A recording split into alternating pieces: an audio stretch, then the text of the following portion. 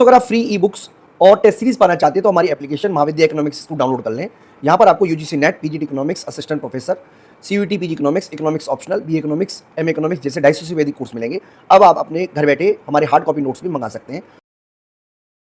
समझाने वाले हैं consumer equilibrium with income tax and quantity tax, यानी कि अगर इनकम टैक्स लगता है या क्वांटिटी टैक्स लगता है तो कंज्यूमर इक्विलिब्रियम पर इसका क्या असर होगा। तो देखिए, हम इसको एक न्यूमेरिकल के थ्रू भी करवाएंगे, यानी कि हम आपको एक न्यूमेरिकल एग्जांपल के थ्रू बताएंगे, लेकिन न्यूमेरिकल एग्जांपल तो आपको हमारी एप्लीकेशन महाविद्या इकोनॉमिक्स स्कूल में मिलेगा। यहां पर आप कंसेप्चुअली समझ लीजिए कि किस तरीके से कंज्यूमर पर असर पड़ता है जब कंज्यूमर इनकम टैक्स का सामना करना पड़ता है या क्वांटिटी टैक्स का सामना करना पड़ता है। तो क्वांटिटी टैक्स एक तरीके का इनकम टैक्स, इनडायरेक्ट टैक्स हुआ। यानी कि क्वांटिटी टैक्स का क्या मतलब है कि जब किसी कंज्यूमर के प्राइस को चेंज कर दिया जाता है, यानी कि कंज्यूमर के अगर मान लीजिए इनडायरेक्ट टैक्स लगता है तो डेफिनेटली कंज्यूमर की जो कमोडिटी है वो महंगी हो जाएगी, जिस कंज्यूमर जिस कमोडिटी का यूज कर रहा है, और वो कम कमोडिटी का यूज करेगा। ये तो हमारा है क्वांटिटी टैक्स। इनकम टैक्स जो होता है वो इनकम के ऊपर लगता है, यानी कि अगर मान लीजिए सरकार इनकम टैक्स लगाती है तो इससे क्या होगा कि जो कंज्यूमर की इनकम है वो कम हो जाएगी। मैं आपको एक एग्जांपल से समझा देता हूं, आपको अच्छी तरीके से समझ में आ भी जाएगा। हम सिंपल एग्जांपल के लिए मान लेते हैं कि कंज्यूमर की इनकम जो है वो 100 रुपए है और प्राइस ऑफ एक्स जो है वो मान लीजिए 10 रुपए है, और प्राइस ऑफ वाई जो है, या चलिए 10 की जगह हम ये मान लेते हैं 2 रुपए है। ठीक है जी, 2 रुपए है। हाँ। और प्राइस ऑफ वाई जो है वो 1 रुपए है, और कंज्यूमर की इनकम को हम सिंपल करने के लिए मान लीजिए 20 रुपए है। तो इसका मतलब ये हुआ कि कंज्यूमर जो है वो इस बजट लाइन पर आ जाएगा। इस तरीके से डायग्राम बना के समझा देते हैं। मान लीजिए ये बजट लाइन है जिसमें कंज्यूमर मैक्सिमम जो गुड्स खरीद सकता है वो 10 खरीद सकता है एक्स की, और 20 खरीद सकता है वाई की। और हम मान लेते हैं कि कंज्यूमर इक्विलिब्रियम ये वाला है, ये आपने ऑलरेडी पढ़ा होगा। और हम सुविधा के लिए मान लेते हैं कि कंज्यूमर जो है वो 5x का यूज कर रहा है और 10y का। तो कंज्यूमर की इनकम को दो तरीके से कम किया जा सकता है, या तो उस पर टैक्स लगा देते हैं, मान लीजिए 2 रुपए का ही टैक्स लगा दिया, हम सिंपल एग्जांपल के लिए मान के चल रहे हैं। तो अब 2 रुपए का टैक्स लगाने का मतलब ये हुआ कि अब ये कंज्यूमर जो है, अब 2 रुपए का टैक्स का मतलब क्या हुआ, कंज्यूमर जो है वो इस तरीके से अंदर आ जाएगा। यानी कि अगर टैक्स लगता है तो कंज्यूमर की जो बजट लाइन है वो अंदर की तरफ शिफ्ट कर जाएगी। आपको पता होना चाहिए कि जब प्राइस बढ़ जाएगा तो बजट लाइन अंदर की तरफ शिफ्ट कर जाती है। यानी कि अब कंज्यूमर केवल 5 यूनिट एक्स ही खरीद सकता है, मैक्सिमम टू मैक्सिमम। और इस केस में डेफिनेटली कंज्यूमर इक्विलिब्रियम पर इसका बुरा असर पड़ेगा। हम ये मान लेते हैं कि कंज्यूमर इक्विलिब्रियम यहां पर आ गया इस जगह, यानी कि कंज्यूमर जो है वो केवल 2x का ही यूज कर रहा है, हम ये मान के चल रहे हैं। तो इसको बोलते हैं कमोडिटी टैक्स या इनडायरेक्ट टैक्स। तो मैं आपको दोबारा रिपीट कर देता हूं कि in case of quantity tax the consumer has to pay certain amount to a government for each unit of goods purchase on which tax is impose. यानी कि इस केस में क्या होगा कि कंज्यूमर के ऊपर अगर टैक्स लगता है तो टैक्स लगने के बाद गुड्स का जो प्राइस है वो महंगा हो जाएगा, और महंगा प्राइस होने की वजह से जो कंज्यूमर है उसको ज्यादा प्राइस पे करना पड़ेगा। यानी कि कंज्यूमर का जो प्राइस है वो बढ़ जाएगा। सिंपल सी बात है, जब कंज्यूमर का प्राइस बढ़ जाएगा तो डेफिनेटली वो कम गुड्स खरीद पाएगा। तो इसको बोलते हैं क्वांटिटी टैक्स। यानी कि मैं उम्मीद करता हूं कि क्वांटिटी टैक्स का क्या इंपैक्ट है वो आपको समझ में आ गया होगा। बेसिकली क्वांटिटी टैक्स लगने की वजह से बजट लाइन अंदर की तरफ मूव कर जाएगी और कंज्यूमर पहले से ज्यादा गुड्स खरीदेगा। ये तो कंज्यूमर टैक्स रहा। अगर हम बात करें इनकम टैक्स की, यानी कि ये एक तरीके का डायरेक्ट टैक्स हुआ। अब मान लीजिए कंज्यूमर का हम वही सिचुएशन ले लेते हैं और इनकम पे टैक्स लगता है। मान लीजिए ये कंज्यूमर पहले से यूज कर रहा है और ये वाला इनकम पे टैक्स लगता है। यानी कि कंडीशन वही है कि ये 20 कर सकता है क्योंकि 1 रुपए का प्राइस है, और ये 10 कर सकता है क्योंकि प्राइस है। अब जितना मान लीजिए टैक्स लगा, मान लीजिए टैक्स लगने के बाद कंज्यूमर केवल 2 गुड्स ही यूज कर रहा है, तो इसका मतलब 4 रुपए का टैक्स लगा। ठीक है जी। अब 4 रुपए का टैक्स लगने का मतलब है कि अगर 4 रुपए से उसकी इनकम कम हो जाए तो 4 रुपए से इनकम कम होने का मतलब 16 रुपए इनकम हो जाए। तो 16 रुपए इनकम होने का मतलब ये हुआ कि अब वो एक्स की केवल 8 यूनिट यूज कर सकता है और वाई की है वो 16 यूनिट यूज कर सकता है। तो डेफिनेटली ये जो बजट लाइन है अंदर की तरफ मूव कर जाएगी। अंदर की तरफ मूव करने का मतलब ये है कि कंज्यूमर इक्विलिब्रियम अब अंदर की तरफ आ जाएगा। तो मैं आपको ये बताने की कोशिश की है कि ऐसा तब होगा जब आपके ऊपर कमोडिटी टैक्स लगता है, और ये तब होता है जब आपके ऊपर इनकम का टैक्स लगता है। अब हम क्या करेंगे, एक डायग्राम से एक कंपैरिजन करके आपको बताएंगे कि आखिरकार कमोडिटी टैक्स और इनकम टैक्स में से कौन सा टैक्स कंज्यूमर के नजरिए से बेहतर है, जबकि जो टैक्स रेवेन्यू है वो गवर्नमेंट को समान रूप से मिलेगी। ये बेसिकली हमारा कंसर्न है। तो ज्यादा बेटर तरीके से हम इसको समझाने के लिए एक न्यूमेरिकल एग्जांपल का भी आपके लिए यूज करने वाले हैं। तो देखिए यहां पे आप सबसे पहले समझ लीजिए, हमने आपको समझा दिया कमोडिटी टैक्स या क्वांटिटी टैक्स क्या होता है। हमने आपको यह भी समझा दिया कि इनकम टैक्स क्या होता है। इनकम टैक्स लगने से कंज्यूमर की इनकम घटेगी, और कंज्यूमर क्वांटिटी टैक्स लगने से या कमोडिटी टैक्स लगने से जो प्राइस है वो बढ़ेगा, जिसकी वजह से कंज्यूमर कम क्वांटिटी खरीद पाएगा। यानी कि दोनों ही कंडीशन में कंज्यूमर जो है वो पहले से खराब स्थिति में पहुंच जाएगा। लेकिन हमें यहां पे कंपैरिजन करके आपको बताना है कि आखिरकार कंज्यूमर के लिए इनकम टैक्स ज्यादा खराब है या कमोडिटी टैक्स ज्यादा खराब है या क्वांटिटी टैक्स ज्यादा खराब है। तो मैं आपको बता देता हूं कि टॉपिक को हम आपको समझाएं उससे पहले कुछ अजम्पशंस हैं, आप एक बार अजम्पशंस देख लीजिए। सबसे पहले हमने मान लिया है कि कंज्यूमर की इनिशियल मनी इनकम जो है वो एम है, प्राइस जो है वो एक्स और वाई है, दोनों के गिवन है। यानी कि हम ये मान के चल रहे हैं कि कंज्यूमर की इनकम और price of X and price of Y दोनों गिवन है, तो ये तो हम मान ही लेंगे। दूसरा हम ये मान के चल रहे हैं कि गवर्नमेंट के पास दो पॉलिसीज हैं, या तो वो क्वांटिटी टैक्स लगाए या फिर वो इनकम टैक्स लगाए। यानी कि गवर्नमेंट के पास भी दो ऑप्शन है, या तो वो क्वांटिटी टैक्स भी लगा सकती है या वो इनकम टैक्स भी लगा सकती है। तो गवर्नमेंट की मर्जी, वो जो मर्जी लगाए। तीसरा जंक्शन हम लेके चल रहे हैं दोस्तों कि the magnitude of revenue collection from tax is same. यानी कि हम ये मान के चल रहे हैं कि अगर क्वांटिटी टैक्स लगाती है गवर्नमेंट तो भी वो उतना ही टैक्स रेवेन्यू जनरेट करेगी जितना वो इनकम टैक्स से जनरेट करेगी। यानी कि टैक्स रेवेन्यू में किसी भी तरीके से चेंज नहीं आने वाला है, टैक्स रेवेन्यू सेम रहेगी। हम ये सब मान के चल रहे हैं। तो इसका मतलब ये हुआ कि गवर्नमेंट जो है वो एक तरीके से इंडिफरेंस है, क्वांटिटी टैक्स और इनकम टैक्स में वो किसी भी तरीके का टैक्स लगा सकती है। और गवर्नमेंट का जो कंज्यूमर का जो ऑब्जेक्टिव है वो मैक्सिमम सेटिस्फेक्शन प्राप्त करना है टू द गिवन यूटिलिटी। तो दोस्तों मैं उम्मीद करता हूं कि आपको अजम्पशन समझ में आ गई होगी। अब हम आपको इस पूरे के पूरे कंसेप्ट को डायग्राम के थ्रू ही समझाने की कोशिश करेंगे। तो थोड़ा सा डायग्राम मैं आपको समझाता हूं, मैं आपको पूरी तरीके से। देखिए यहां पे सबसे पहले आप समझ लीजिए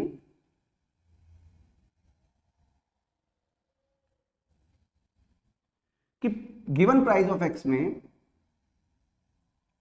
ये आपका बजट लाइन है। यानी कि यहां पे हम लिख देते हैं इसको, जैसे नाम इसने लिखा हुआ है ए और बी, हम भी ऐसे लिख देते हैं ए और बी।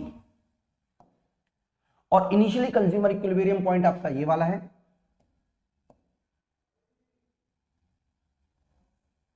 ये आपका हो गया IC1। कंज्यूमर जो है वो यूज कर रहा है एक्स की जो क्वांटिटी है वो है, मान लीजिए, चलिए उसको छोड़िए, मैं अपनी तरह से बना देता हूं x1, और y की यूज कर रहा है वो y1।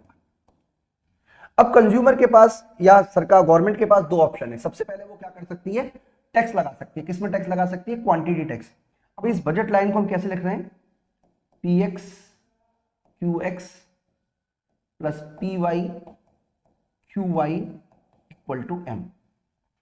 अब अगर मान लीजिए टैक्स लग जाता है, टैक्स लगने का क्या मतलब हुआ कि गवर्नमेंट जो है वो कमोडिटी पर टैक्स लगा देती है।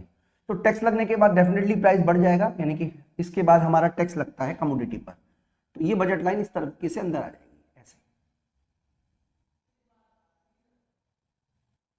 तो ये टैक्स लगने के बाद है।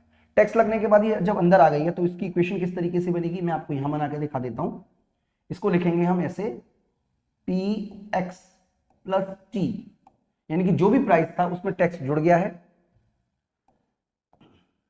Multiply quantity of x plus price of y, quantity of y equal to money income. तो इस तरीके से आप इस बजट लाइन को बना सकते हो। अब डेफिनेटली अब कंज्यूमर इक्विलिब्रियम इस पॉइंट पे तो रहेगा ही नहीं, क्योंकि टैक्स लगने के बाद जब बजट लाइन अंदर की तरफ आ गई है तो कंज्यूमर अपने लिए कोई नया पॉइंट ढूंढेगा, वो ढूंढना भी चाहिए। तो इस केस में मान लीजिए कंज्यूमर इक्विलिब्रियम पॉइंट ये वाला है, इसको इसी तरीके से ले लेते हैं, ये वाला है, जिसको कि हम नाम देते हैं IC2। इसका मतलब ये हुआ कि कंज्यूमर जो है, हम ये मान रहे हैं कि वो y की गुड्स उतनी ही खरीद रहा है, जबकि x की गुड्स उसने घटाकर x2 कर दी। तो डेफिनेटली कंज्यूमर जो है वो पहले से कम सेटिस्फेक्शन के लेवल पे आ चुका है। ये आपको बात समझनी चाहिए। ठीक है जी, मैं उम्मीद कर रहा हूं कि आपको बात समझ में आ रही है। इसको हम LM बोलते हैं। ठीक है जी, तो इसका मतलब ये हुआ कि जैसे ही गवर्नमेंट के द्वारा कमोडिटी टैक्स लगाया गया है, क्वांटिटी टैक्स लगाया गया है, कंज्यूमर का जो प्राइस है वो गिर गया। अब कंज्यूमर प्राइस गिरने की वजह से कंज्यूमर पहले से कम गुड्स खरीद पा रहा है। अब अगर मान लीजिए कि अगर ये कंज्यूमर का प्राइस ना गिर के अगर हम ये बात करें कि इनकम पे टैक्स लगा दिया जाता है, यानी कि जितना कंज्यूमर रेवेन्यू जनरेट कर रहा है उतनी ही हम इनकम पे टैक्स लगा देते हैं। तो हम एक पॉइंट ले लेते हैं जो इसको इसी पॉइंट पे इंटरसेक्ट करते हुए नीचे की तरफ चला गया। ठीक है जी, इसका मतलब ये हुआ कि अब इस केस में कंज्यूमर इस बी पॉइंट पे तो रहेगा नहीं, क्योंकि अब वो क्या करेगा, उसकी इनकम घटी है तो वो ऊपर की तरफ आ जाएगा इस तरीके से। तो ये जो है हमारा IC3 है, यानी कि अब जो इक्विलिब्रियम पॉइंट है वो आपका है हमारा IC पॉइंट पर। तो इसका मतलब ये हुआ कि कंज्यूमर जो है अब ऊंचे डिफरेंस कर पर है, जिसकी वजह से हम ये कह सकते हैं कि अगर इनकम पे टैक्स लगाया जाता है, इनकम पे टैक्स लगाने का मतलब इनकम टैक्स लगाया जाता है, इसका मतलब क्या हुआ, ये बजट लाइन की इक्वेशन कैसे बनेगी, PXQX plus PYQY equal to M-T। अगर हम टैक्स लगाते हैं तो कंज्यूमर में इनकम टैक्स लगाने से कंज्यूमर पहले से ज्यादा अच्छी स्थिति में पहुंचेगा, जबकि कमोडिटी टैक्स लगाने से उसकी स्थिति ज्यादा खराब होगी यूटिलिटी के बारे में। इसको ज्यादा बेटर तरीके से समझना है, अगर मान लीजिए आपको बहुत बेटर तरीके से समझना है, तो यहां पे हमने एक न्यूमेरिकल एग्जांपल दिया हुआ है। पर न्यूमेरिकल एग्जांपल करने के बाद हम आपको डायग्राम पे दोबारा वापस लेकर आएंगे और न्यूमेरिकल एग्जांपल के थ्रू बताएंगे कि अगर हम एक अमाउंट में ही टैक्स रखते हैं, यानी कि सेम टैक्स अमाउंट है और प्राइस भी गिवन है, इनकम भी गिवन है, तो किस तरीके से यूटिलिटी पर इसका असर पड़ेगा और सेटिस्फेक्शन लेवल कम हो जाएगा। अगर हम इनकम टैक्स लगाते हैं तो मतलब इनकम टैक्स लगाते हैं तो ज्यादा कमी नहीं आएगी, लेकिन क्वांटिटी टैक्स लगाते हैं तो ज्यादा कमी आएगी। ये हम एक सिंपल न्यूमेरिकल एग्जांपल के थ्रू समझा सकते हैं।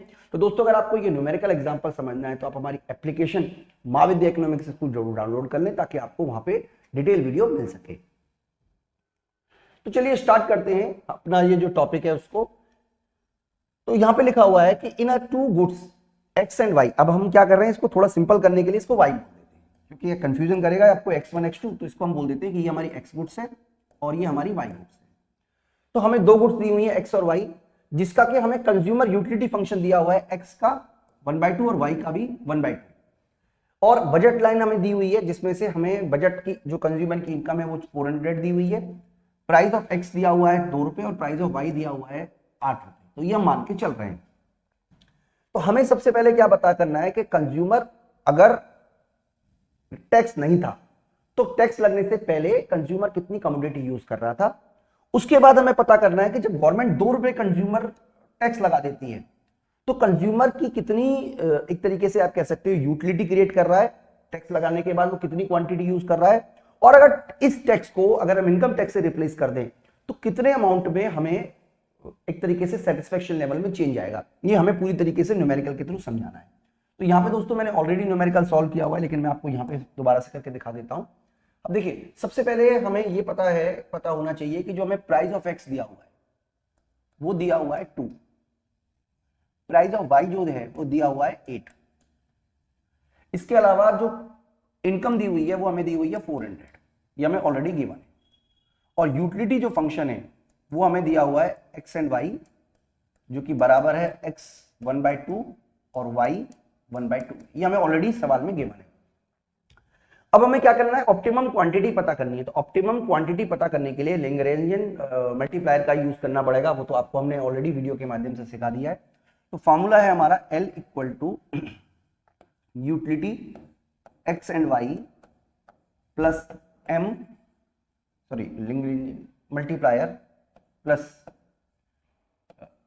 m minus P X Q की जगह यहाँ पे x ही लिख देते हैं, माइनस पी वाई वाई। तो ये हमारा फॉर्मूला है। अब हमें क्या करना पड़ेगा, इसको डिफरेंशिएट करना पड़ेगा। एक बार x के टर्म में, एक बार y के लिए और एक बार मल्टीप्लायर के लिए, ठीक है जी, लैम्डा के लिए। तो इसको हम कैसे लिखेंगे, इसको लिखेंगे इस तरीके से, delta u upon delta x minus Lagrangian multiplier minus px। तो इस तरीके का हम ऑलरेडी दोस्तों कई बार सीख चुके हैं आपके साथ में। ये डेल्टा y आ गया, लैम्डा, और ये py आ गया, और यहाँ पे हम लिखेंगे इस तरीके से। चलिए इसको तो हम जरूर बाद में लिख लेंगे, लेकिन पहले इसकी वैल्यू निकाल लेते हैं।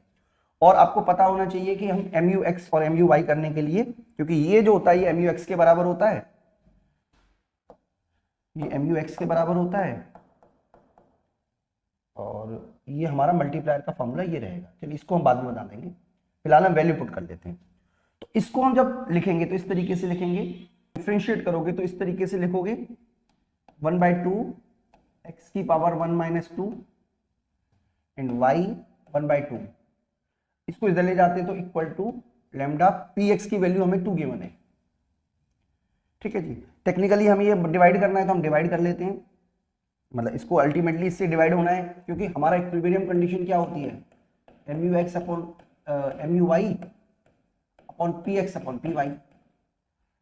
तो इसी तरीके से इसका डिफरेंशिएशन करेंगे। अब इसका डिफरेंशिएशन करेंगे तो पहले ये आ जाएगा 1/2 x की power 1/2 y minus 1/2 equal to lambda 8। ये तो कैंसिल हो गया, अब इससे ये कैंसिल हो जाएगा, ठीक है जी। अब ये क्या बचेगा, x की पावर ऊपर चली जाएगी तो माइनस में हो जाएगी, यानी कि x की पावर 1 और सॉरी x की पावर -1, ठीक है जी, और ऊपर जाके ये प्लस में हो जाएगा तो y की पावर 1 इक्वल टू 1/4, ये आपका बचेगा। तो इसको हम ऐसे भी लिख सकते हैं कि y upon x equal to 1/4, यानी कि x जो हुआ वो 4y के बराबर है। अब इस वाले इक्वेशन में हम पुट करेंगे वैल्यू को, यानी कि हम लिखेंगे कि m equal to px x plus py y। m हमें 400 गिवन है, ऑलरेडी 400 गिवन है, और हमारा जो प्राइस ऑफ x है, प्राइस ऑफ x हमारा है 2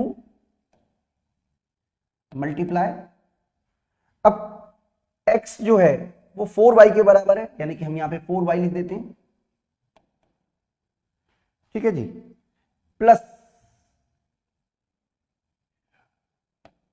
प्राइस ऑफ y है 8 और y जो है वो तो y है, इसका मतलब 400 divided by 16 equal to y। तो y की वैल्यू जो है वो 25 आ जाएगी, यानी कि कंज्यूमर जो है वो 25 कमोडिटी का यूज करेगा इस वाले केस में। और इसी वाले में अगर हम पुट कर दें 400 equal to 2x plus 8 into 25, तो ये आ जाएगा हमारा 200 को माइनस करेंगे तो ये बचेगा 200 divided by 2 equal to x, यानी कि ये बचेगा हमारा 100। तो इसका मतलब ये हुआ कि अगर हमें एक डायग्राम बना लेते हैं यहाँ पे अलग से, इसका मतलब ये हुआ कि अगर हमें इनकम दी हुई है, यूटिलिटी फंक्शन दिया हुआ है x की पावर 1/2 y की पावर 1/2, प्राइस ऑफ x दिया हुआ है 2, प्राइस ऑफ y दिया हुआ है 8, इनकम दी हुई है 400, तो कंज्यूमर जो है वो इस तरीके से हमारे इक्विलिब्रियम लेवल पे आएगा।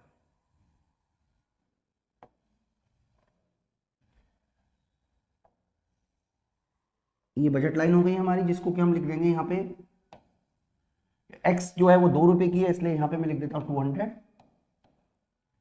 y जो है वो 8 की है, इसलिए यहाँ पे मैं लिख देता हूँ 50, ठीक है जी, क्योंकि अब मैक्सिमम 50 गुड्स ही खरीद सकते हो। कंज्यूमर इक्विलिब्रियम इस तरीके से लिया है,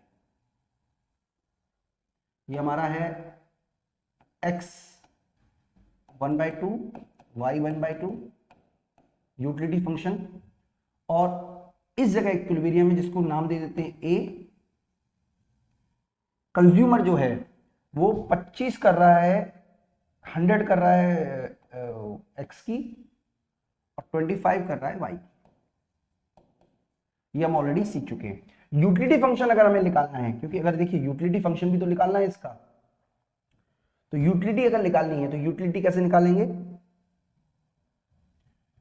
भाई, x की पावर 1/2 एंड y की पावर 1/2।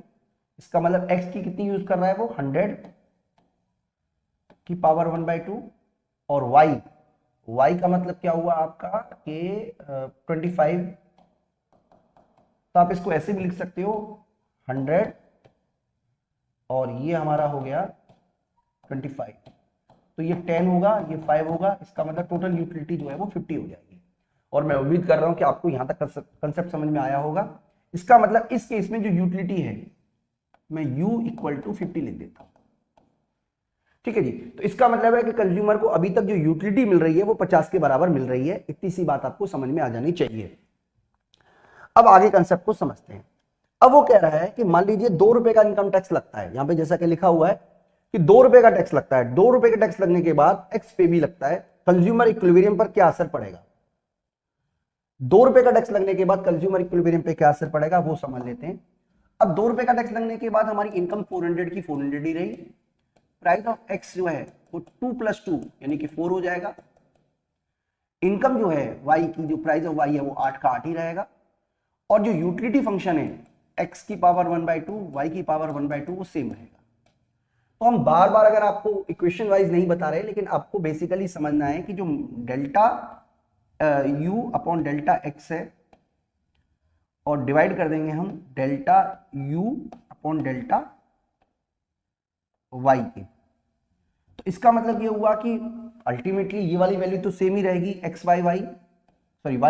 जो कि हम यहाँ पे शॉर्ट आउट करके ले ही आए।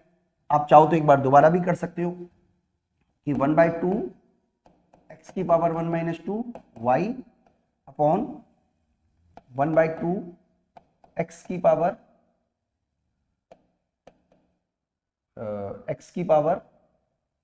1/2 y की पावर -1/2 इक्वल टू px। अब px अपॉन py की अगर हम कर रहे हैं तो यहां पे लिखेंगे 4 और यहां पे लिखेंगे 8, यानी कि ultimately y upon x equal to 4/8 हो गया। तो इसका मतलब ये हुआ कि इस वाले केस में जो हमारा x है वो 2y के बराबर हो गया। ठीक है जी। तो जैसा कि मैं उम्मीद करता हूं कि आपको समझ में आ गया होगा कि x 2y के बराबर किस तरीके से हुआ है। बार बार हम न्यूमेरिकली काफी बार आपको करवा भी चुके हैं। अब m की वैल्यू पुट करेंगे। अब m कितना है? m equal to pxx plus pyy है। m जो है वो हमारा 400 है। प्राइस ऑफ x वो हमारा 4 है। प्राइस और जो x है वो 2y के बराबर है, तो यहां पे मैं मल्टीप्लाई कर देता हूं 2y plus price of y 8 है और y जो है वो तो y के बराबर है, यानी कि मैं y लिख देता हूं। तो इसका मतलब है कि 16 को डिवाइड करेंगे 400 से तो ये 25 ही आएगा, इनके कंज्यूमर 25y का यूज करेगा। x की बात कर लेते हैं तो m का तरीके से उसी तरीके से लिखेंगे 400 equal to 4x plus 8 into 25। तो 200 को 4 से डिवाइड करेंगे तो 50 आ जाएगा x का। इसका मतलब इस वाले केस में जब 2 रुपए का टैक्स लगाया जाता है तो कंज्यूमर x की यूज करेगा 50 यूनिट और y की यूज करेगा 25 यूनिट। और यूटिलिटी की बात करें कि आखिरकार यूटिलिटी कितनी मिलेगी, तो इस केस में हमें क्या करना है? यूटिलिटी पता करने के लिए क्या करेंगे? 50 और ये हो जाएगा हमारा 25। तो इसको रूट लगा लेंगे 50 और रूट जो हमारा 25, तो ये बचेगा। ये अल्टीमेटली हमारा आएगा, जो आंसर आएगा वो आएगा 7.07 मल्टीप्लाई 5 35.35। आप करके देख लीजिएगा, कैलकुलेटर अलाउ है, आप कैलकुलेटर से करके देख लीजिएगा। एग्जाम में सिंपल कैलकुलेटर अलाउ होता है। तो इस तरीके से हमें पता चला कि जो हमारी यूटिलिटी है वो आएगी 35.5। तो हम यहाँ पे आपको समझा देते हैं डायग्राम के थ्रू। देखिए डायग्राम ये कहना चाह रहा है कि अगर आपके प्राइस, इस पर टैक्स लगता है 2 रुपए का, 2 रुपए का टैक्स लगता है तो ये 4 रुपए हो जाएगा। इस केस में कंज्यूमर जो है वो इस लाइन तक आ जाएगा, यानी कि अब वो कंज्यूमर केवल 100 यूनिट ही कमोडिटी बाय कर सकता है, मैक्सिमम टू मैक्सिमम, जबकि 50 इसकी बाय कर सकता है। अब कंज्यूमर इक्विलिब्रियम हम मान रहे हैं कि इस पॉइंट पर आ गया,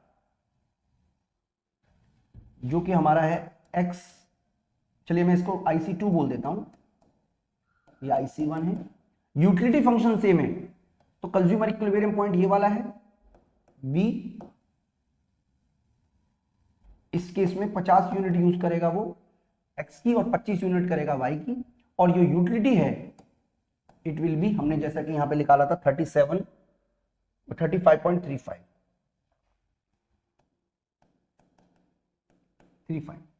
अब देखिए टैक्स अमाउंट हम पता करेंगे, आखिरकार टैक्स अमाउंट कितना है।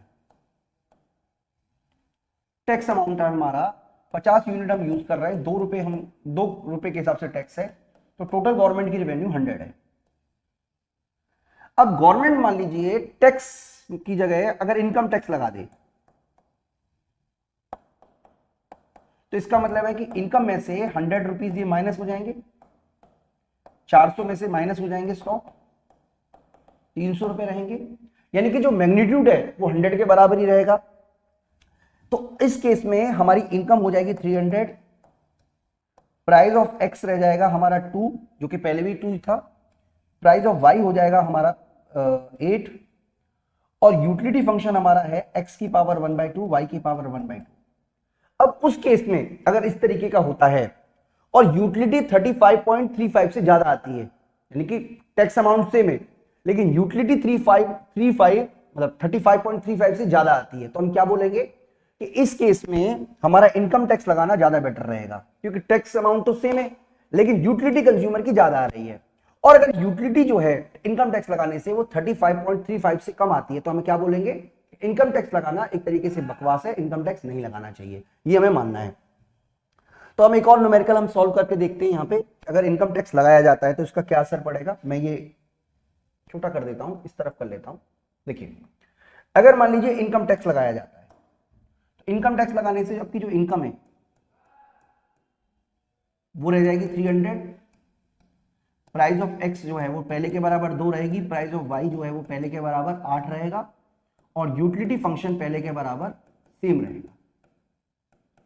तो जब आप इसको डेरिवेट करोगे आप लिखोगे MUX upon MUY equal to PX upon PY, यानी कि आपको जब आप यूटिलिटी फंक्शन आप निकालोगे तो यूटिलिटी फंक्शन तो वही है जो पहले था, यानी कि हम यहाँ पे सिंपल सॉल्व कर रहे हैं, तो हमने लिख दिया y upon x equal to, price भी वही है सेम जैसे जैसे था पहले 2 अपॉन में 8, यानी कि जो x है वो 4y के बराबर है, जैसा कि पहले आपने निकाला था। ठीक है जी, बिल्कुल सेम तरीके से हमने पहले वाला जो सवाल है उसी तरीके से निकालना है जैसे आपने सबसे पहले किया था। उस केस में जब हम वैल्यू पुट करते थे तो हम लिखेंगे m equal to PXX plus PYY। अब इस वाले केस में दोस्तों क्या है कि आपकी जो m है वो 300 है, ये आपको याद रखना चाहिए। प्राइस ऑफ x है 2, 4y प्लस जो आपका y की वैल्यू है, यानी कि जो प्राइस ऑफ y है वो है आपका 8y। तो इस तरीके से लिखोगे 300 डिवाइडेड बाय 16y। तो जब आप y की वैल्यू कैलकुलेट करोगे इस पूरे के पूरे क्वेश्चन में, तो आपकी y की वैल्यू आ जाएगी 18.75। आप करके देख लीजिएगा, ठीक है। और आपको x की वैल्यू अगर कैलकुलेट करनी है, अगर आपको x की वैल्यू निकालनी है, यानी कि x की कितनी क्वांटिटी होगी, तो यहां पर हम लिखेंगे 300 equal to 2x plus 8 into 18.75। इसको मल्टीप्लाई करके इस तरफ ले जाएंगे, 2 से डिवाइड कर देंगे, तो x की जो वैल्यू आएगी वो मैंने तो ऑलरेडी निकाली हुई है, वो 75 आ जाएगी। आप करके देख लीजिएगा। तो इसका मतलब ये हुआ कि कंज्यूमर x की कितनी क्वांटिटी यूज करेगा इस वाले केस में 75, और y की कितनी करेगा, y की करेगा वो 18.75, और यूटिलिटी कितनी होगी अगर आपको ये कैलकुलेट करना है तो आप क्या करोगे 75 को रूट लगा दोगे और 18 का 0.75 का रूट लगा दोगे, क्योंकि दोनों की पावर 1/2 आ रही है ना, इसलिए। तो इसका से जब आप सॉल्व करोगे तो ये आएगा 8.66 मल्टीप्लाई 4.33 इक्वल टू 37.47। यानी कि अगर अपने डायग्राम में आ जाए वापस, डायग्राम में वापस आ जाए, तो हमें यह समझना है कि अगर हमारी इनकम पे टैक्स लगाया जाता है, यानी कि 100 रुपए का इनकम टैक्स लगा दिया जाता है, तो कंज्यूमर एक इनिशियल से नीचे एक बजट लाइन पे आ जाएगा। इस तरीके से कंज्यूमर नीचे एक लाइन पे आ जाएगा, या क्रॉस करता हुआ ऊपर की तरफ निकाल लेते हैं। एक मिनट, सीधी लाइन बनानी है ये, ठीक है जी। इस आईसी को थोड़ा छोटा कर लेते हैं, पुराने आईसी को थोड़ा छोटा कर लेते हैं।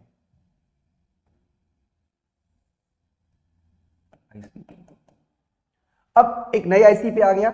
अब इस केस में क्या है, उसकी यूटिलिटी ज्यादा है, इसका मतलब कंज्यूमर जो है वो इस वाले पॉइंट पर आ गया।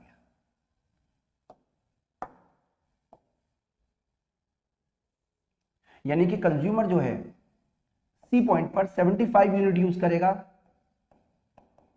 एक्स की, और यूज करेगा 18.75 वाई की, और जो उसकी यूटिलिटी है, यूटिलिटी जो है वो है 37 पॉइंट समथिंग, कितना था 37.49।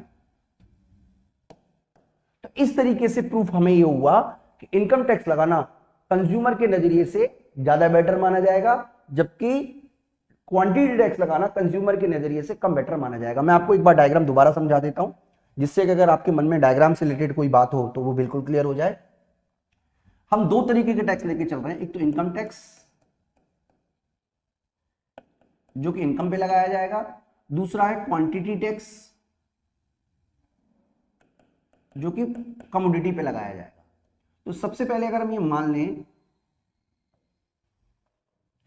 कि ये वाली कंडीशन जो है ये बजट लाइन है और ये कंज्यूमर इक्विलिब्रियम कंडीशन है, इसको नाम दे देते हैं ए। तो कंज्यूमर जो है वो x1 यूज करेगा x की और y1 यूज करेगा y की।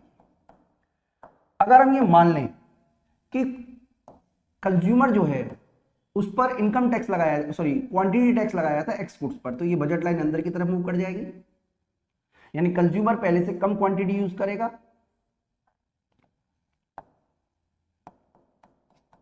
ये हम मान के चल रहे हैं। तो इस केस में कंज्यूमर जो है वो x2 यूज करेगा, जबकि y की y2 यूज करता रहेगा। कम भी कर सकता है, ऐसे कोई नहीं है, लेकिन यहां पे हम मान के चल रहे हैं। अब अगर इनकम टैक्स लगाया जाता है तो इनकम टैक्स उतना ही लगा रहा है जितना हमारी क्वांटिटी टैक्स है, यानी गवर्नमेंट को सेम रेवेन्यू मिल रही है। तो कंज्यूमर जो है वो इससे ऊपर वाले डिफरेंस कर पे आएगा, क्योंकि पहले भी वो उससे ऊपर ही रहेगा। तो इससे हमें पता चलता है कि कंज्यूमर जो है वो इनकम टैक्स वाले केस में ज्यादा बेटर सिचुएशन में होगा, जबकि जो क्वांटिटी टैक्स लगता है उसमें कम बेटर सिचुएशन में रहेगा। तो दोस्तों ये पूरा का पूरा कंसेप्ट है, और मैं उम्मीद करता हूं कि आपको कंसेप्ट समझ में आया भी होगा। इस वीडियो में इतना ही, थैंक यू।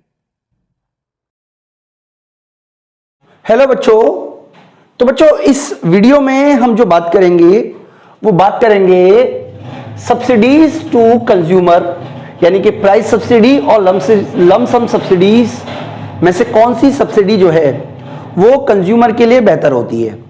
देखिए मैं आपको दोनों में डिफरेंस बता देता हूं। लमसम सब्सिडी क्या होती है, जिसको कि हम एक तो प्राइस सब्सिडी हो गई, जिसको आप एक्साइज सब्सिडी भी बोल सकते हो, और एक लमसम सब्सिडी हो गई, जिसको आप कैप सब्सिडी भी बोल सकते हो।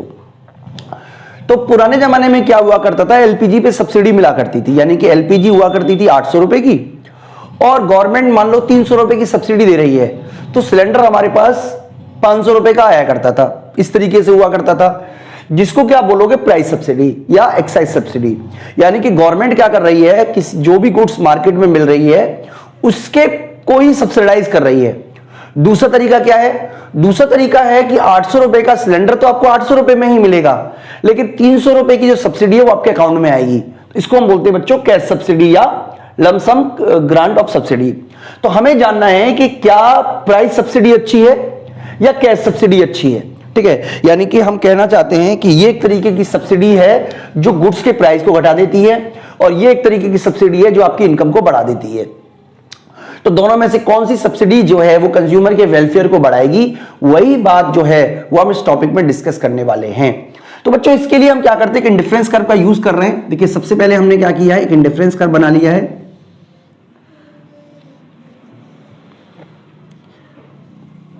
दो एक्सिस है, एक एक्स एक्सिस और वाई एक्सिस। एक्स एक्सिस पे बच्चों हम लिख रहे हैं एक्स गुड्स,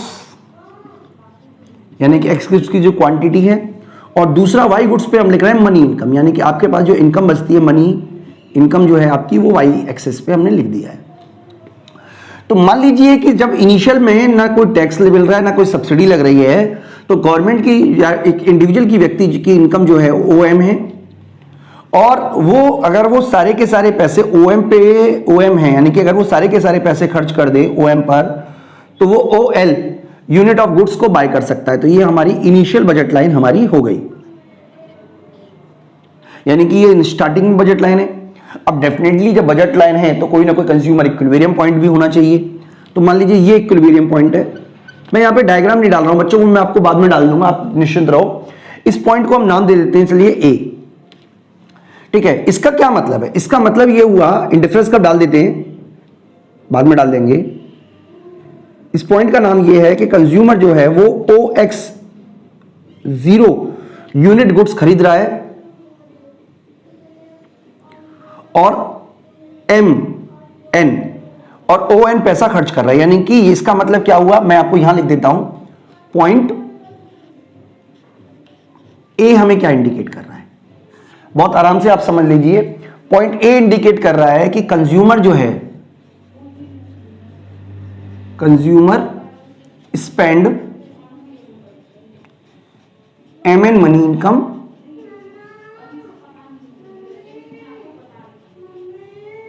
ठीक है, and buy OX0 goods of X commodity, ठीक है जी।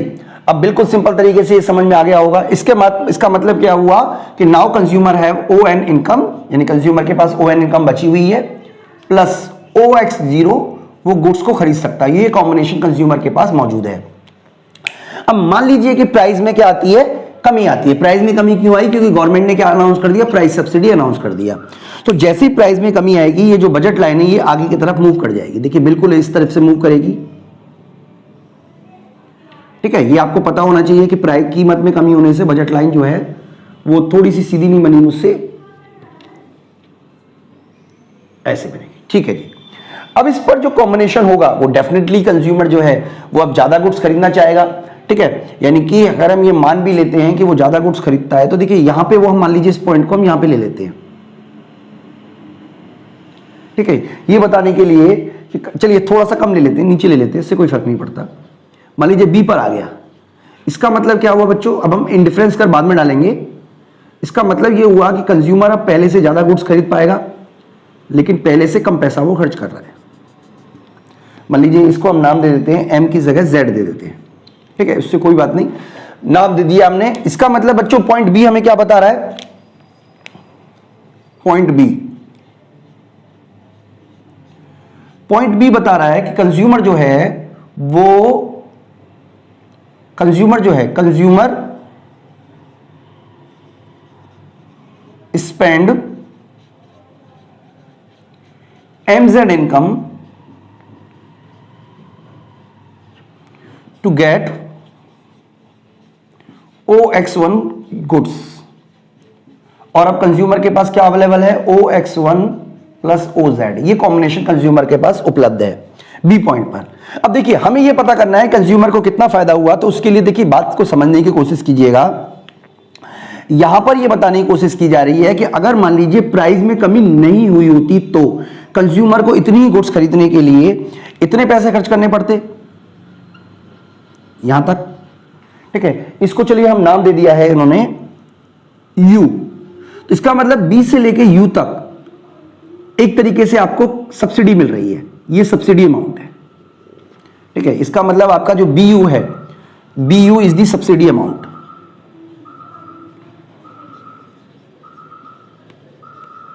ठीक है, बीयू आपकी क्या हो गई, सब्सिडीज हो गई। बीयू सब्सिडी क्यों हुई, क्यों हुई बीयू सब्सिडी बच्चों, क्योंकि बी से लेके यू तक आपको फायदा हो रहा है। इसका मतलब ये हुआ, मैं चलिए यहां से बना लेता हूं, एक पॉइंट लगा लिया मान लीजिए यहां से, इसको हम नाम दे देते हैं, हम वाई दे देते हैं। इसका मतलब यह हुआ कि अगर आपका प्राइस कम नहीं हुआ होता तो आपको एम वाई पैसा खर्च करना पड़ता ओ एक्स वन गुड्स खरीदने के लिए, लेकिन अब आप कितना पैसा खर्च कर रहे हो, अब आप पैसा खर्च कर रहे हो इतना अमाउंट एम से लेके जेड तक। ठीक है, इसका मतलब आपका ये जो अमाउंट है जिसको कि आप ये वाला अमाउंट बोल रहे हो, ये आपका एक तरीके का सब्सिडीज हो गया। अब इतनी जो सब्सिडी आपको मिल रही है,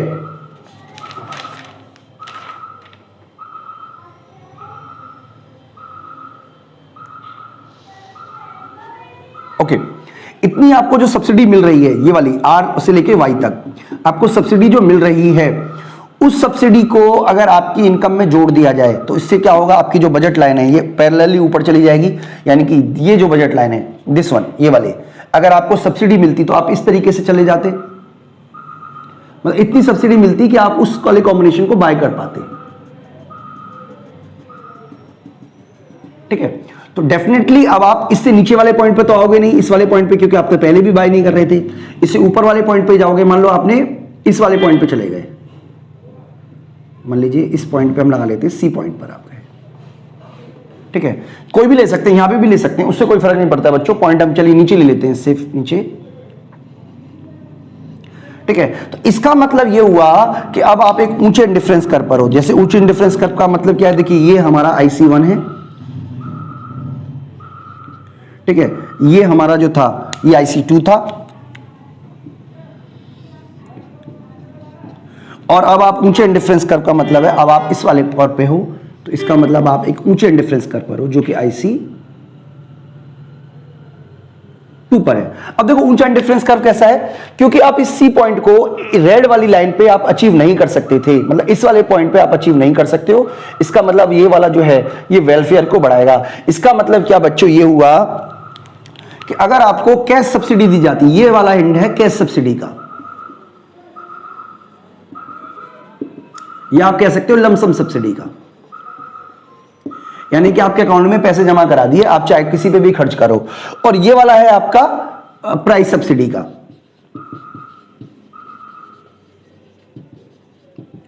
तो ये डायग्राम आपको ये बताने की कोशिश कर रहा है बच्चों कि अगर आपको प्राइस सब्सिडी या कैश सब्सिडी में से दोनों में से कोई एक चीज मिलती है, चाहे वो बराबर बराबर अमाउंट में क्यों ना हो, तो आपका जो वेलफेयर है वो, अगर आपको कैश सब्सिडी दी जाती है या लमसम सब्सिडी दी जाती है, या आप कहो कि आपके अकाउंट में डायरेक्ट पैसा जमा करा दिया जाता है, तो आपका वेलफेयर ज्यादा बढ़ेगा as compare to price subsidy के मुकाबले। देखिए मैं आपको लास्ट में समझाने की कोशिश कर रहा हूं एक बार कि अगर इसी वाले पॉइंट पर हम एक नीचे लाइन डाल देते हैं तो हमें यह पता चलता है कि अगर हम इतनी क्वांटिटी खरीदना चाहते हैं, ठीक है, तो इसका मतलब क्या हुआ कि अगर हम रहते हैं किस पर, कैश सब्सिडी पे, तो आपको इतना, मान लीजिए ये हमारी मनी इनकम है, तो इतना पैसा खर्च करना पड़ रहा है। ठीक है, इतना पैसा खर्च करना पड़ रहा है ना, एक्स्ट्रा, यानी कि ये पैसा हमें एक्स्ट्रा खर्च करना पड़ता। तो इसका मतलब हमारा जो प्राइस सब्सिडी के मुकाबले कैश सब्सिडी जो है वो ज्यादा बेटर मानी जाएगी हर लिहाज से। तो बच्चों ये है हमारा पूरा का पूरा टॉपिक, जिसमें हमने आपको समझाया कि कैश सब्सिडी क्यों प्राइस सब्सिडी से बेटर होती है। इस वीडियो में बच्चों इतना ही। मैं उम्मीद करता हूं कि आपको कॉन्सेप्ट समझ में आ गया होगा। अभी के लिए इतना ही बच्चों, थैंक यू। हेलो बच्चों, तो इस वीडियो में हम बात करने वाले हैं application and uses of indifference curve की, और जो टॉपिक हम जो डिस्कस कर रहे हैं वो है food stamp program. Food stamp program क्या है पहले आप वो समझ लीजिए। देखिए ये अमेरिका में लॉन्च हुआ था 1964 में, और 1979 तक ये प्रोग्राम चला था। इसके अंतर्गत क्या किया जाता है कि जो गरीब लोग हैं उनको एक तरीके से फूड कूपन जारी कर दिए जाते हैं, तो वो किसी भी स्टोर में जाएं और उन फूड कूपन को दिखा के वो फूड जो है वो खरीद सकते हैं। लेकिन इन पैसे का प्रयोग वो नॉन फूड आइटम पे नहीं कर सकते, यानी कि वो फूड आइटम पे तो कर सकते हैं लेकिन नॉन फूड आइटम पे वो उस पैसे को खर्च नहीं कर सकते थे। तो इस तरीके का जो प्रोग्राम है, उसी प्रोग्राम को हम फूड स्टैम्प प्रोग्राम के नाम से जानते हैं। तो इस जो टॉपिक है, यानी कि ये वाली जो वीडियो है, उसमें हम समझेंगे नंबर 1 कि क्या फूड स्टैम्प प्रोग्राम करने से जो कंजम्पशन है और वेलफेयर जो है वो इंप्रूव हुआ कि नहीं हुआ, इंडिफरेंस कर्व के थ्रू हम समझेंगे। साथ ही साथ हम ये समझेंगे कि जो फूड स्टैम्प प्रोग्राम हुआ है, अगर हम उसको सब्सिडी के थ्रू, मतलब कैश सब्सिडी से कंपनसेट कर दे, रिप्लेस कर देते, यानी कि एक तरफ तो है फूड स्टैम्प सब्सिडी प्रोग्राम और दूसरा है आप कह सकते हो कि कैश सब्सिडी प्रोग्राम, तो दोनों में से कौन ज्यादा बेटर है, इस बारे में हम इंडिफरेंस कर्व के थ्रू जानने की कोशिश करेंगे। तो देखिए, सबसे पहले मैं आपको बता देता हूं, हम बहुत ही सिंपल तरीके से समझने की कोशिश कर रहे हैं। चलिए मान लीजिए कि जो कंज्यूमर की इनकम है, इनकम ठीक है, वो 20 रुपीज है और हम ये मान लेते हैं कि जो प्राइस ऑफ फूड है वो 1 रुपीज है और प्राइस ऑफ नॉन फूड जो है वो भी ₹1 है। बहुत सिंपल तरीके से मान लीजिए, इनकम को 20 मान लेते हैं, ठीक है बच्चों। तो इसका मतलब क्या हुआ, ये हमारा बजट लाइन हो गया, ये बिल्कुल इनिशियली बजट लाइन है, यानी कि कंज्यूमर के पास अगर 10 रुपए की इनकम है, ठीक है, मैं यहां पे इसको M लिख देता हूं, इसको N लिख देते हैं। तो इसका मतलब क्या हुआ बेटा कि अगर मान लो कंज्यूमर इक्विलिब्रियम पॉइंट ये वाला है, यानी कि कंज्यूमर क्या कर सकता है, इतना पैसे खर्च कर रहा है, इसका मतलब ए पॉइंट हम लिख रहे हैं, हम इस पे इंडिफरेंस कर बाद में डाल देंगे, उससे कोई बात नहीं। तो इसका मतलब सिंपल ये हुआ कि कंज्यूमर जो है वो OX यूनिट फूड खरीदेगा और बाकी का जो पैसा बचा वो OY पैसा, यानी कि इसको हम OY मान रहे हैं, OY पैसा वो नॉन फूड आइटम पे खर्च करेगा सॉरी, यानी कि OY फूड पर और OX फूड पर और OY जो है वो नॉन फूड आइटम पर, ठीक है। अब मान लीजिए कि गवर्नमेंट जो है वो फूड कूपन जारी कर देती है, ठीक है, फूड कूपन मान लीजिए 10 रुपए के जारी कर देती है, 10 रुपीज के, ओके जी। इसका मतलब क्या हुआ कि कैश 10 रुपए नहीं दिए जा रहे हैं, ऐसा नहीं है कि कैश 10 रुपए और आप इसको नॉन फूड आइटम पे खर्च कर सकते हो, आप फूड आइटम पे ही खर्च कर सकते हो। इसका मतलब क्या हुआ कि अगर आप 10 का 10 रुपए फूड आइटम पे खर्च कर देते हो, ओके जी, तो इसका मतलब ये हुआ कि अब आप जो है वो जो बचे पैसे बचेंगे वो आप नॉन फूड आइटम पे तो खर्च कर सकते हो। यानी कि अगर मान लीजिए ये 10 रुपए यानी कि 10 रुपए आपने फूड पे खर्च किए, 10 रुपए नॉन फूड पे खर्च किए, तो अब कंज्यूमर क्या कर सकता है, 10 के 10 रुपए वो केवल और केवल, यानी कि जो कूपन मिला है, ये कूपन है, ये इसका मतलब आप इसको इससे समझ लीजिए एक तरीके का ये कूपन मिला है 10 रुपए का। तो जब आप कूपन मिलेगा तो देखिए किस तरह, जैसे मान लीजिए अगर ये 10 है, ठीक है, तो हम इसके बिल्कुल पैरेलल पे ले आते हैं।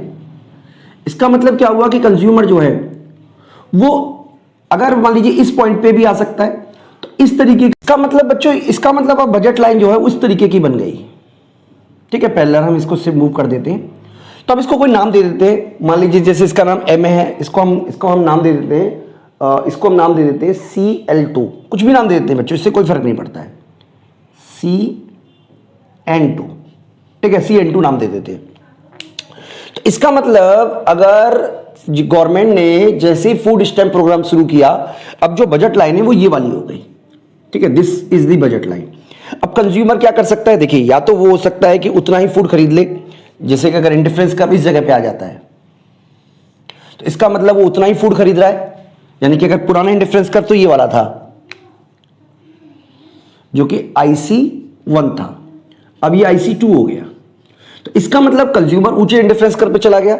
इसका मतलब वो सेम फूड आइटम खरीद रहा है, लेकिन अब वो जो नॉन फूड आइटम है उसने उसकी मात्रा जो पहले OY थी उसको बढ़ाकर OM कर दिया, ठीक है। ऐसा भी हो सकता है कंज्यूमर यहां पे ना आए, मैं यहां से हटा देता हूं इसको,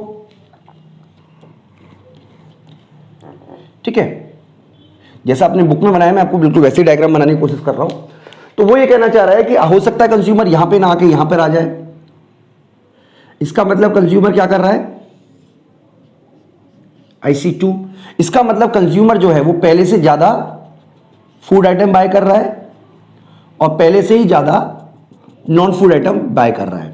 बच्चों जब आप ग्राफ देखोगे तो वो यहां पे देखिए डॉटेड करके एक लाइन बना रखी है, मैं आपको ऐसे ही बता देता हूं। इसका मतलब ये हुआ कि अगर उसको कैश सब्सिडी दी जाती तो ये वाली लाइन मिलती, ठीक है, लेकिन उसको क्योंकि फूड स्टैम्प प्रोग्राम के अंदर का सब्सिडी दी गई है तो आपकी जो बजट लाइन है उसको हम बोलेंगे M, H और CN2, ठीक है। तो ये हमारा पूरा का पूरा कंसेप्ट है, यानी कि ये कंसेप्ट बता रहा है कि हमारा कंजम्पशन भी इंक्रीज हुआ, साथ ही साथ हमारा जो वेलफेयर है वो भी इंक्रीज हुआ। ये बच्चों हमें समझाने की कोशिश की जा रही है। तो यहां पर हमें ये बच्चों कंसेप्ट समझ में आ गया होगा कि कंज्यूमर अगर फूड स्टैम्प प्रोग्राम से हमारे कंजम्पशन में भी वृद्धि हुई, साथ ही साथ हमारे कंजम्पशन के साथ साथ हमारा जो वेलफेयर है वो भी बढ़ा, क्योंकि इंडिफरेंस कर ऊंचा चला गया। अब हम ये जानने की कोशिश कर रहे हैं बच्चों कि अगर हमें कैश सब्सिडी दी जाती तो क्या वो ज्यादा सही था या फूड स्टैम्प प्रोग्राम सब्सिडी जो है वो ज्यादा अच्छा प्रोग्राम क्या माना जाएगा। ये हमारा मतलब विषय वस्तु है, ये हमारा कंसर्न है इस बात को लेके। तो चलिए एक बार दोबारा से उसी कंसेप्ट उसी एग्जाम्पल को लेके चलते हैं। मान लीजिए ये हमारी बजट लाइन है, नाम भी वही दे देते हैं एम और एन। यहां पे दिखाया हुआ एक्स एक्सिस पे quantity of food, Y axis पे मनी इनकम भी लिख सकते हो या क्वांटिटी ऑफ अदर गुड्स भी लिख सकते हो। ठीक है, ये मान लीजिए कंज्यूमर इक्विलिब्रियम है। इनिशियली मैं इसको नाम दे देता हूं इंडिफरेंस कर्व पे IC1 ए, और जैसे ही मान लीजिए फूड स्टैम्प प्रोग्राम स्टार्ट किया, ठीक है, आपका जो अमाउंट है मतलब आपने इतनी सब्सिडी मिल गई आपको, तो ये आपका ओवरऑल आपका एक तरीके से कह सकते हो कि आपका जो बजट लाइन है वो ये वाली हो गई, जो रेड से मैं आपको बना के दिखा रहा हूं, ये बजट लाइन हो गई। ठीक है, अब मान लेते हैं कंज्यूमर जो है वो इक्विलिब्रियम पोजीशन पे चला गया, यानी कि ये कंज्यूमर का इक्विलिब्रियम पॉइंट है IC2। इसका मतलब हमने ये मान लिया है यहाँ पे कि कंज्यूमर जो है वो अब मतलब एक्स गुड्स की उतनी ही मात्रा खरीद रहा है जितनी वो पहले खरीद रहा था, लेकिन वाई की वो मात्रा पूरी की पूरी खरीद रहा है। तो इसका मतलब कंज्यूमर का जो वेलफेयर है वो बढ़ गया। अब अगर मान लीजिए एक एग्जांपल के लिए कि अगर उसको कैश सब्सिडी की जगह कैश सब्सिडी मिली होती, ठीक है, तो कैश सब्सिडी में क्या होता है, अगर उसको पैसा मिलता है इतना ही पैसा मिलता जितना उसको फूड स्टैम्प मिला है, उतना ही पैसा अगर उसे कैश सब्सिडी के रूप में दिया जाता, तो जो MB अमाउंट है उसके बराबर का जो बजट लाइन है वो नॉन पैरेलली ऊपर चला जाता। इसका मतलब मैं ग्रीन से बना रहा हूं बच्चों, यानी कि ये जो बजट लाइन है ये बजट लाइन बनती अगर उसको इनकम को बढ़ाई जाती। ठीक है, इनकम को बढ़ाए जाने के बाद उसको ये लाइन बनती। अब मान लीजिए कि कंज्यूमर इक्विलिब्रियम पॉइंट यहां पे है दिस वन